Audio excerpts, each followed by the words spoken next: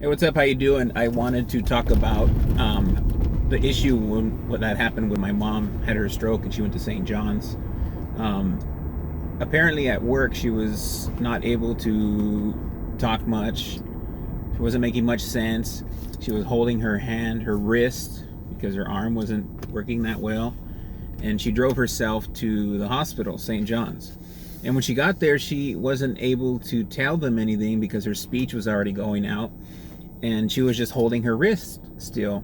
So St. John's, and St. John's is the hospital here, the local hospital if you're not local. They put a wrist brace on her and sent her home. They didn't catch the stroke that was happening. Because back then in 2006, there wasn't this F.A.S.T awareness. That's why I wish it would have been around back then. And that's why I'm doing my part to spread it, to make sure anyone who doesn't know knows what it is. And for those who didn't see the post, is F.A.S.T. Learn how to think fast, act fast, because that stands for F-A.S.T. Face, arms, speech, and time. Face meaning ask them to smile. If their smile isn't even or one side is drooping, that's a sign it could be a stroke. Arms, ask them to lift both arms like this. If one is lower than the other or they're not able to lift it, that's another sign right there.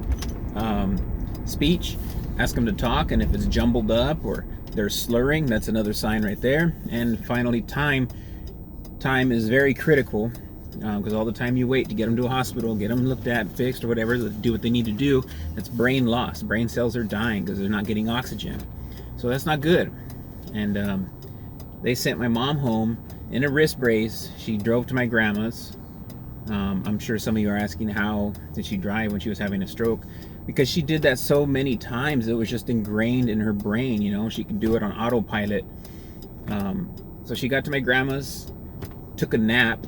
I wasn't there, so this is what I was told. She took a nap, and when she woke up, she didn't know who she was, where she was, who anyone else was. And yeah, it had done its damage. I remember my sister calling me saying, fuck, we lost our mom. I'm like, what do you mean we lost her? And it was because she wasn't anywhere near the person that she used to be. She was very bubbly and happy, partier, smart ass. She's still a smart ass, what we're talking about. That's where I get it from. She's here right now with me. And yeah, that was tough.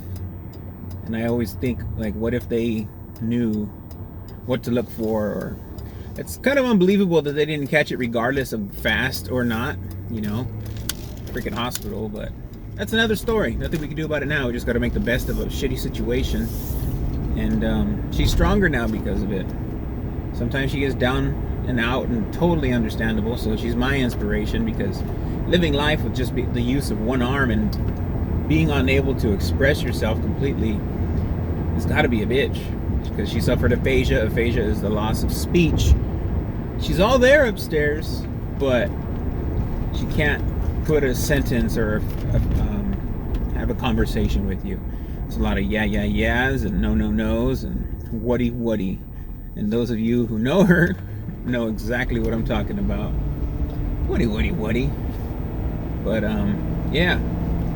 So it sucked that it happened, but I'm thankful that she's still here, because she could have very easily died.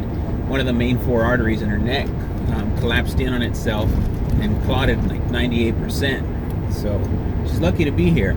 That's what I always try to remind her. You know, you could be gone. You couldn't be experiencing any of this.